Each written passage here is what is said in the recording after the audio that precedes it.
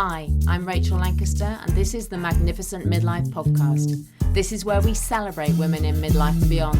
We challenge the status quo and bash those negative stereotypes about being an older woman. We're not over the hill at 40, 50, 60. We're just getting started. And the world needs us now more than ever. I'll be talking all things midlife, about issues that matter, and sharing fabulous stories of amazing women doing very cool stuff. Now's our time. My guest today is Angela Counsel, and she's a naturopath, a kinesiologist, and a mindset coach working particularly with women in midlife. Like me, she's on a mission to spread the word that menopause doesn't have to be a tough time in life. It can actually be a time of stepping into your wisdom, transformation, and falling in love with yourself and your life, which is just, I love that. So welcome, Angela. Hi, Rachel. How are you? It's great to actually see you. I listen to you all the time on this podcast. Oh, that's wonderful to hear. Well, likewise, I listen to you as well. And Angela has a wonderful podcast. And it was inspired by that I wanted to have you on mine, because you were talking in great depth about how we can support our immune systems. And I know that that is something on a lot of people's minds at the moment, whether you might be medically compromised because of the pandemic, or just generally you want to support your immune system. So I'd love to get into some detail on that in a moment. But first of all, tell us, how did you come to be doing what you do? Okay, so you may notice that I don't think I have an accent, but I have a bit of an accent. So I'm from Australia, and I have been a naturopath now for 18 years. 18, nearly 19 years. But before that, I worked in the corporate. So I was an IT project manager. I worked in large banks over here, the telecommunications companies. So I worked in lots of different places as a project manager, as a consultant. And then after doing that for about 20 years, I needed a change. In fact, what triggered the change was I had a miscarriage. And at that stage, I realized that my job was impacting my health.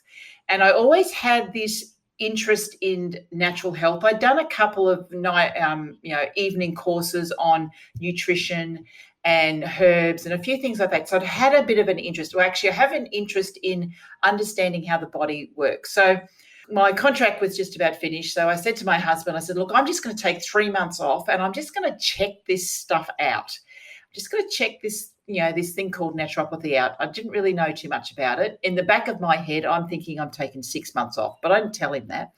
And then I went off and I started, I went to a college that taught naturopathy. Within 1 month, I fell pregnant with my son, who is now nearly 18, and Wow.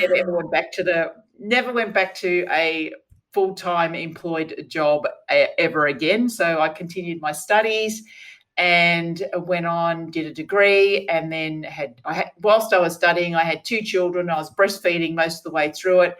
And then when I finished, I then opened a clinic, and I've been doing that ever since. So I've been a naturopath and kinesiologist. It's something I've been doing probably for the last 6 years or so. And that is really tapping into our subconscious beliefs and clearing those beliefs that are holding us back. And kinesiology just means muscle testing. So I use muscle testing to tap into the subconscious mind, so we can clear what you've been taught, what you've been shown to by your family, your generational patterns, all of that. We clear that so that you can live a life of intent. So I do that. Plus, I'm also a personalized health coach, which is on top of my naturopathy, where I work with people based on their genetic profile, and then what we call epigenetics, which is our lifestyle habits, our choices, our diet, that switch our genes on and off. And from that point, we create personal health plans that are specific to the individual, down to exactly what foods to eat, when to eat them, what type of exercise, the best type of job for you, all of that, very, very personalized. So I kind of do all of that. And I'm now working with women who are going through menopause. But over the years, I've worked with new mums. I've worked with mums who've had young kids. I've worked with mums that run their business. Basically, everything I've done, I'm always 2 or 3 years ahead of the clients I'm working with because I know it. I understand it. So now I'm through menopause. So now I work with women who are coming through menopause. So that's kind of my story in a nutshell. But it just goes to show, doesn't it? I mean, I had the same sort of experience, the early menopause at 41. I'm convinced it was because of the very stressful life that I had lived, doing a full-on corporate job, Yep. flying all over the world, working ridiculous hours, always under stress because there was always deadlines, and I was in PR, financial PR. So, you're the slave to the market movements and everything else. It was so stressful. And then when I went freelance, I then had the early menopause, and I think it was my body just going, I can't do it anymore. Just cannot. And it is so common. These days, we see more and more women who are going into an early menopause. And I have worked with clients who come to me and they think they're in menopause. And once we rebalance up their hormones and address what's going on with their diet, their lifestyle, and all of that, then their periods start again. And they kind of go, what did you do to me? It's like, you weren't meant to be going into menopause at that stage. You were in menopause because your hormones were so out of balance. Once we balance them up again, you get it back into your natural cycle and you will go into menopause naturally when you are meant to. And, I've had that happen with, several clients, and I've heard those stories happen with other women as well who go into an early menopause. They're not meant to be there. Once we deal with the issues, they then cycle again. And, which sometimes you say, well, why do I want to cycle again? But in fact, if you are cycling and you're healthy, it means your body's working the way it's supposed to. And so that when you do go into a natural menopause, you're more likely to go in without having any symptoms, because there's one of the things that I say to many women is like, everyone talks about all the symptoms, hot flushes, joint pain, weight gain, all of that. And they say, well, it's just normal. And in fact, it isn't normal. It's common, but it's not normal. If it was normal, everybody would experience it. Everyone doesn't experience it, so that means it's common and not normal. And that's something that I really want women to understand. It is not normal to be experiencing all of these different symptoms. When they're happening, it's your body telling you that something's going on, whether on a physical or an emotional level, something needs to be addressed. Absolutely, you and me, we are preaching from the same hymn sheet, aren't we? Because I see the menopause symptoms, it's the canary in the coal mine. It's absolutely, as you say, telling us that there are things we need to change. And actually, I did get my periods back as well, funnily enough. I went to see Dr. Marilyn Glenville, who was a nutritionist over here, and she put me on a special diet and she gave me a special tincture. But she didn't do the whole life thing that I think you do. But she did. I got my periods back after about 5 or 6 weeks, and that continued for about 9 months. But then my body went back. But I think I probably didn't maintain that healthy regime well enough to keep my periods going. Whereas who knows what might have happened if I had, it's very, very interesting. And there's so much that we don't know, or so much that we assume, don't we? Yeah, and there's so much going on because it's not just always about diet. There's so much, I know we're talking about immune system tonight, but there's a lot of, we're being exposed to so many toxic hormones that are impacting our body, and women are not aware of that.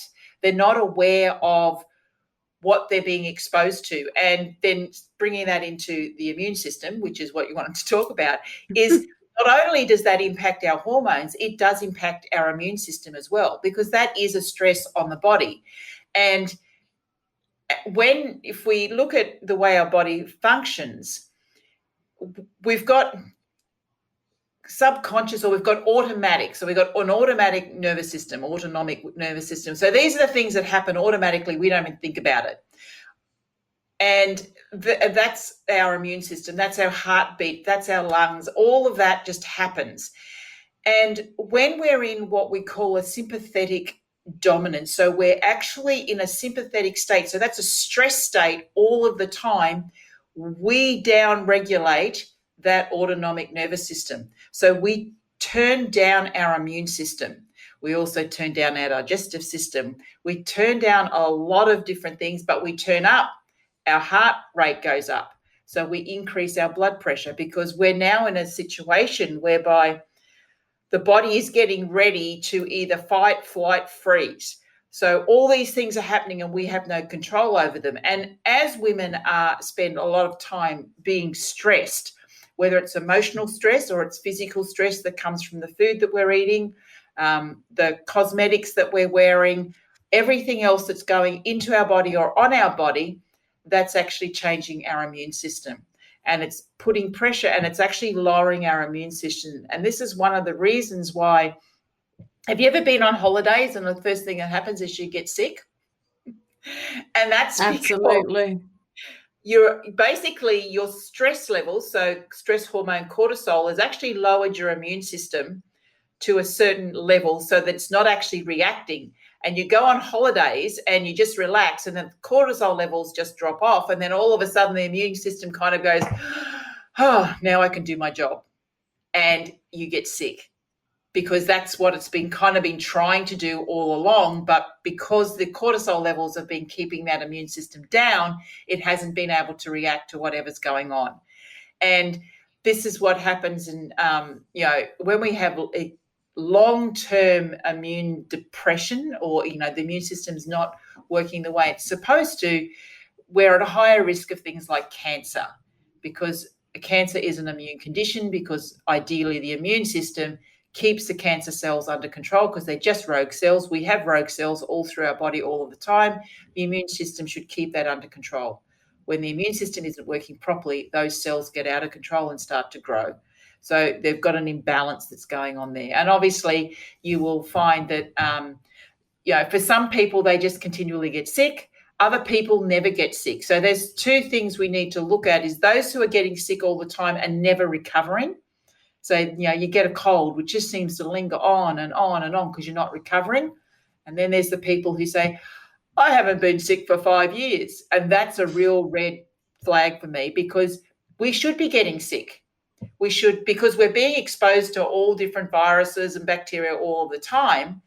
And we should actually get sick, because that's the way our immune system responds when it sees something, has something in it, that it's got to respond to it. So, getting sick's okay.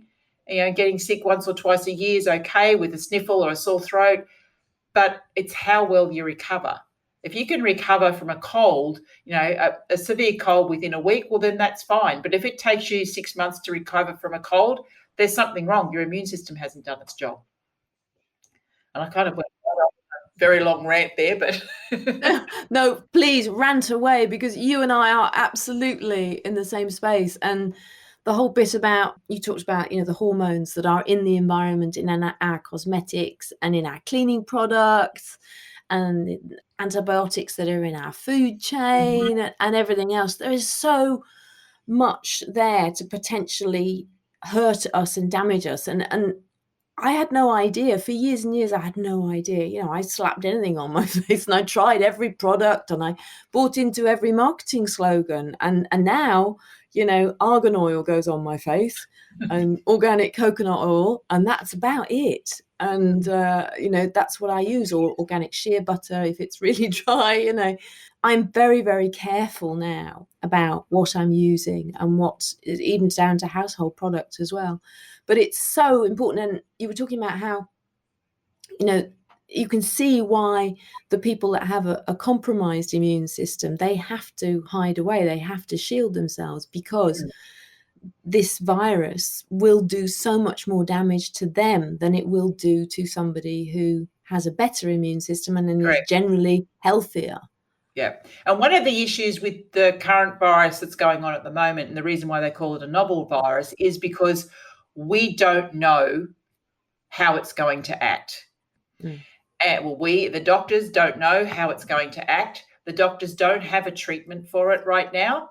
And I know in Australia, anybody who's said to be saying that they have a treatment for COVID. There's massive, great big fines going on from what we call the TGA, which is our Therapeutic Goods Association, which is really, really strict. No one can treat COVID, but we as practitioners, naturopaths, can support the immune system.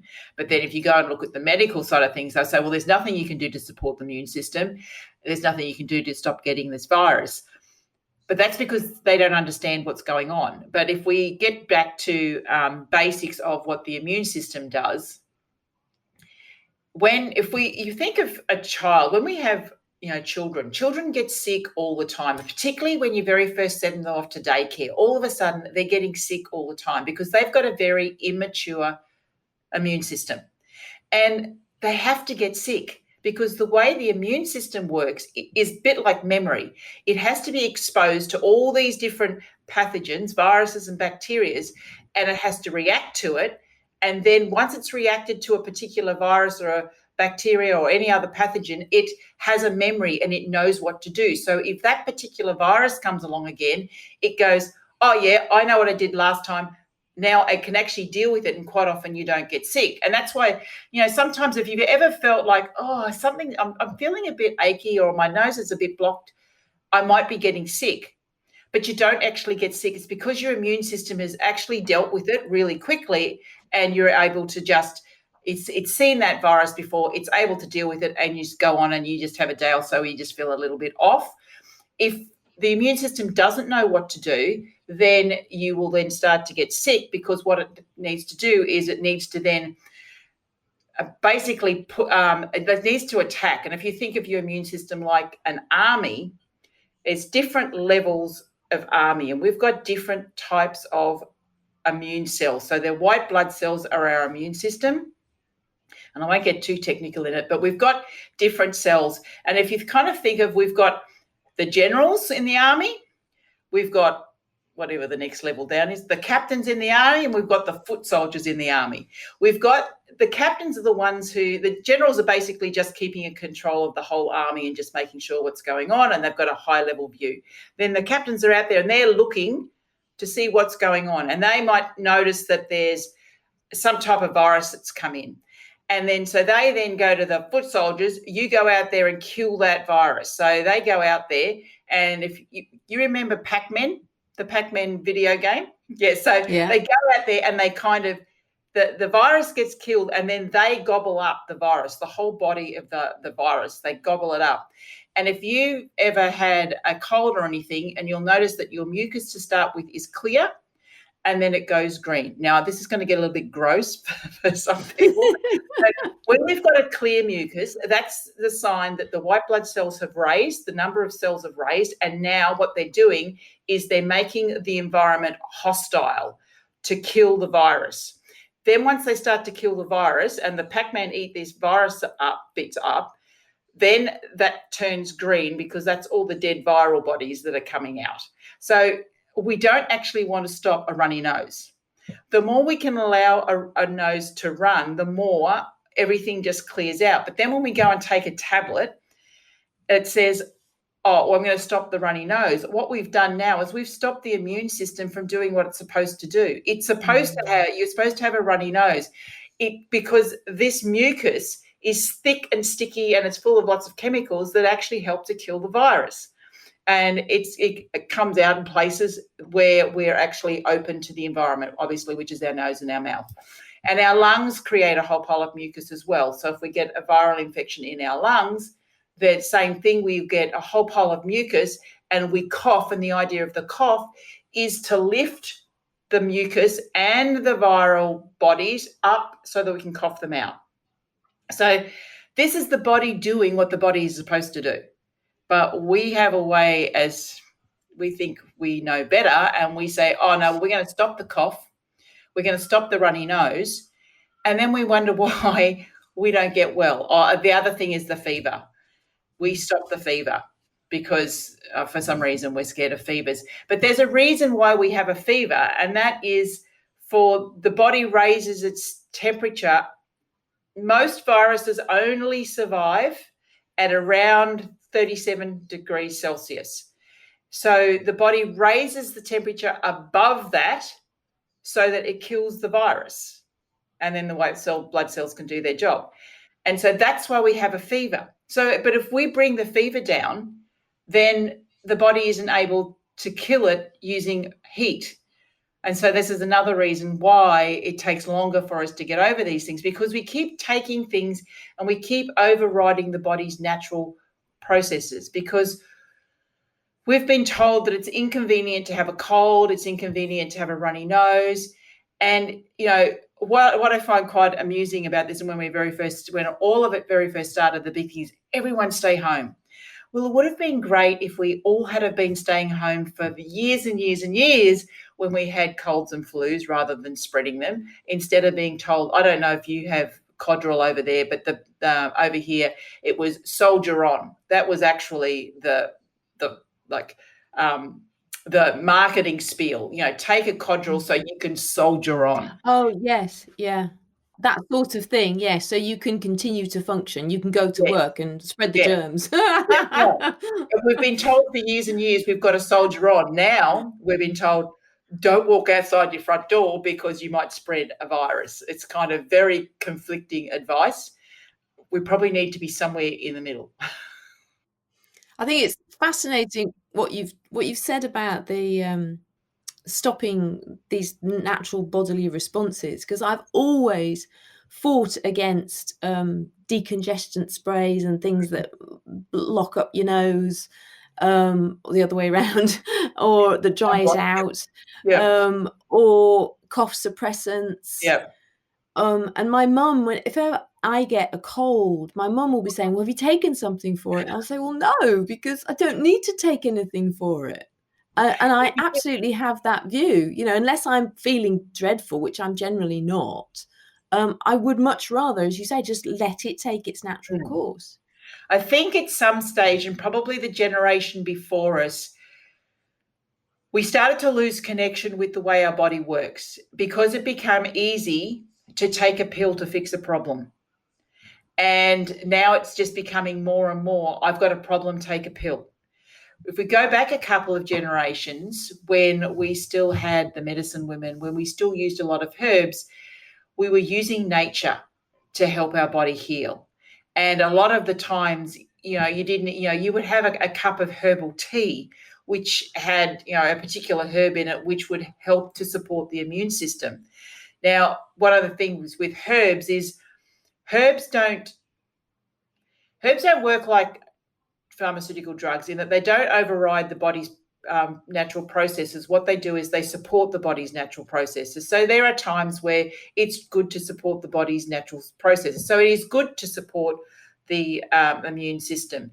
And we do that with herbs. We have herbs that help you cough everything up. So if you have a really wet cough and you're very, very mucousy, we use herbs to help you actually lift that out of the lungs.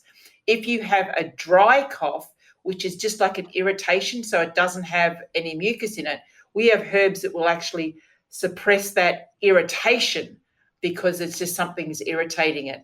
So that isn't doing what drugs do, in that drugs override the way the body works. Herbs support the way the body works. And we can do the same with food as well, because food will support the way our body functions, and the food will help us. There's specific foods which will actually support the immune system, and things like garlic and onions, fantastic antivirals. Ginger is a really great antiviral as well. Your vitamin C, which is obviously all your fruits and veggies full of vitamin C, all really great for the immune system.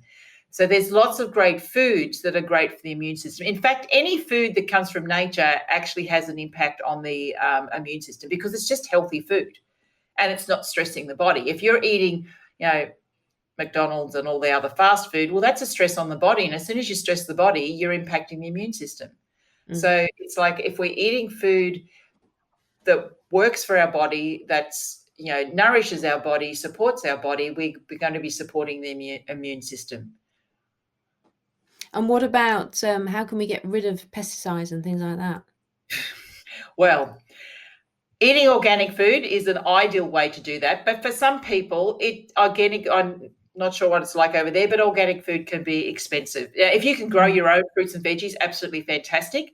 But if you can't afford organic foods, one of the things you can do quite easily is some foods are more susceptible to pesticides than others. And so you can wash them. So things like anything that has a skin on it, an outer skin on it, I wouldn't be worried too much. That can be conventional. So an orange, that's fine. You're going to take that off. So that's fine because you're not eating the skin. If you're going to be using the peel, well, yes, then you would be using organic. But if you're going to remove it, that's fine. But if things like an apple, where you eat the skin, then you can actually wash it. And you can wash, there's a couple of ways you can wash it to get rid of, it's a waxy coating that you have to get rid of. And remembering that when they put that waxy coating on, which is the pesticide and everything else, it's actually designed to be waterproof. So in normal water, just rinsing in water won't do it. You actually have to scrub it or put some vinegar in your water, and that will just help to remove that waxy coating and the pesticides as well. So vinegar and water, so brown vinegar or apple cider vinegar and water will help to remove those pesticides. If you can afford some organic, well, then I would be the things like broccoli, strawberries, those that have got soft skins that are very hard to wash, then I'd be doing, and broccoli, it's just, you can't, all those little flowerets, it's just almost impossible to wash them, cauliflower and things like that. So if you can afford some organic, that's where I'd go. But look, if you can't afford organic at all, wash what you can. That's the best you can do, because something is better than nothing. So eating a non-organic broccoli is better than going and buying a McDonald's. So even if it does have some pesticides on it, it's better than eating McDonald's. So it's like, do the best that you can. And as you can do more, do more. And what about stress? Because I know that is potentially massive too, isn't it? Stress is a major, major, major part of all of it, because as I said before, as we raise our stress levels, we're lowering down our immune system. And when we're looking at the situation that we're in right now around the world, many people are living in fear. They're afraid of what is going on. Mainstream media, I'm sure, is the same over there as what it is here. It's very much about the fear of what's going on. And there's so much guesswork. What's going to happen in the future? What's the world going to look like? So people are really, really afraid. And a few months ago, they were totally afraid. Did you have the toilet paper issue going on over there? Oh, yes, we did. Yes, there was a lot of hoarding of loo roll. So, and all that is people not feeling safe, and they're afraid because their base needs, they felt, they're about to lose them. And this is a very primitive response. Now, we responded with toilet paper, which may not be quite so primitive. It's more of a first world type of response. But that was the common denominator. And all of a sudden, all these people are thinking, there's not going to be enough toilet paper. I'm not going to have any money. I'm not going to be able to go out. So there was all this fear going on, and all that fear creates that stress. The more stress we have, the more we're impacting our immune system. When we're stressed, we also many people tend to emotionally eat and eat foods that aren't the best for them. And when they're left at home, so at the moment, yes, drinking alcohol. Apparently over here, they had to put limits on the amount of alcohol that you could buy at the bottle shop.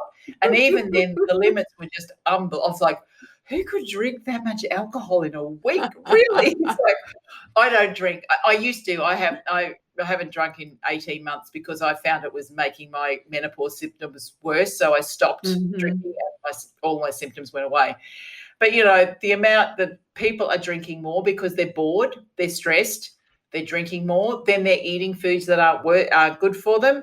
So it's like it just keeps cycling, and that just gives them that higher level of stress, which is lowering their immune system. So when they do go back out again, they get exposed to the virus, they are more likely to get sick than if when they're at home, they were looking after themselves, they were eating well, they were exercising, they were spending time outside in nature. Then when they get exposed to the virus, because not everybody who gets exposed to this virus is going to get sick. And in fact, there are many people who have tested positive who don't get sick. They're asymptomatic. And ideally, that would be the way to be, is to be exposed, to be asymptomatic. Now you've built an immunity. We believe you've built an immunity. We're not 100% sure on this virus, whether or not people are building immunity. We won't know. But we believe that if it's like any virus, you would build that immunity, and then there's nothing more to worry about. Unfortunately, we don't know a lot about this virus. It's not acting the way that they expect it to. And it's actually not even acting like a virus once it's in the body. It's acting more like a bacteria. And that's one of the things that that's kind of stumbling them on trying to find a treatment because of the way it's actually acting. And they've been looking at some of the malaria treatments, and they've been getting some success with malaria treatments, but then that doesn't work with everyone. So there's no consistent treatment at the moment, and that's a little bit of a problem because the medical system doesn't know how. They haven't come up with a treatment that they say, okay, you've got this is what you will do. So this is where we have to take control of our own health. Yeah, absolutely. I think it's so important, isn't it, that we need to step up. And actually, I'm guilty of it. I'm eating far too much chocolate at the moment. I'm drinking far too much wine. And I've had to say, no, Rachel, you have to stop. Because if now that the world is beginning to open up, and we are in the UK, this is our first day of kind of lockdown. We're all a bit confused over here. We're not quite sure what we're supposed to be doing. Yeah, we are too. But people are going back to work if they can, and if they can't, they're supposed to stay home. And we can have cleaners in our houses, but we can't go and see our parents anywhere other than on, in the open air. We're in a lucky situation in that we are away from the rest of the world. We've actually only experienced a total of just over 100 deaths, which is way lower than anywhere else in the world. New Zealand's lower than us. But because we're so far away, most of our deaths have either been in one particular old age home or we had a boat that came. We had a few cruise ships that came in, and there was a lot of the passengers had the virus, and a few people have died. So a lot of the people that have come in with the virus have actually brought it into Australia. So because it travelled in. We have a lot of Chinese tourists, so it travelled in because we're away from everybody. So we are a little bit contained. So it does mean that we can kind of relax a little bit. Now we're a week out of strict lockdowns. It's kind of started a week or so ago that we're allowed to do a little bit more. Well, you've got a lot more capacity in your system, haven't you, then, therefore, because as of yesterday, time of recording this, they're now looking at all of the extra deaths that we wouldn't have had at this time of year. And if you look at those figures, related to COVID deaths are 50,000. Yeah. See, we have a smaller population too. Yeah. So we only have 20 million in the whole of Australia, and the middle of it's empty. We're all around the coast. We've probably got a younger population as well. Yes. So in general, our population is younger than because I know in Italy where they got hit hard, they've got an older population and they've got a bigger population. The other thing too, which they believe is playing a really big role, is vitamin D levels. See, we're just coming off summer. So our vitamin D levels are quite high, whereas you're just coming off winter and your vitamin D levels are quite low. If we were coming off summer, we'd still have low vitamin D. Although actually at the moment, under lockdown, the weather has been amazing. So they're actually finding that vitamin D levels is playing a role, that a person's vitamin D levels is playing a role. So in general, Australia has higher vitamin D levels in most of the country. Some places down south don't have quite as much, particularly in wintertime, but we are just coming off summer. So our vitamin D levels are probably a little bit higher. So that boosts our immune system just naturally. So there's a few things that we're lucky in that it hasn't hit us as hard as it has the rest of the world. And yes, we got put into lockdown pretty quickly. Us and New Zealand, we all kind of went in pretty quickly, which means it did limit that spread. But we've all got to go back out in the world, right? And, we are starting to do that now. And it's, what happens when the second wave hits. We can't stay locked up forever. It's impacting people's health. I'm involved in a local women's shelter. Domestic violence rates are going through the roof, stress, suicide. We've got to be looking at the other sides of that, people losing their jobs. I think we're at the moment 2 million unemployed since in the last 2 months. So it's like, that's it's a big hit on the economy. It's a big hit on people. We do need to get back out in the world, and it's going to be interesting to see what happens. But that's why it's so important for all of us to take responsibility, so that, as we said, that we can stay healthy. And if we do get the virus, we can move through it quite quickly. Thank you for listening to this episode of the Magnificent Midlife podcast. If you enjoyed it, please subscribe, share it, and leave me a review wherever you're listening. It really helps me get the message out. You can find out more information about this episode in the show notes at magnificentmidlife.com. That's also where you'll find strategies, support, and resources to help make your midlife magnificent. Get clarity on how to make the most of your next chapter. Help me change the world, one magnificent midlife woman at a time.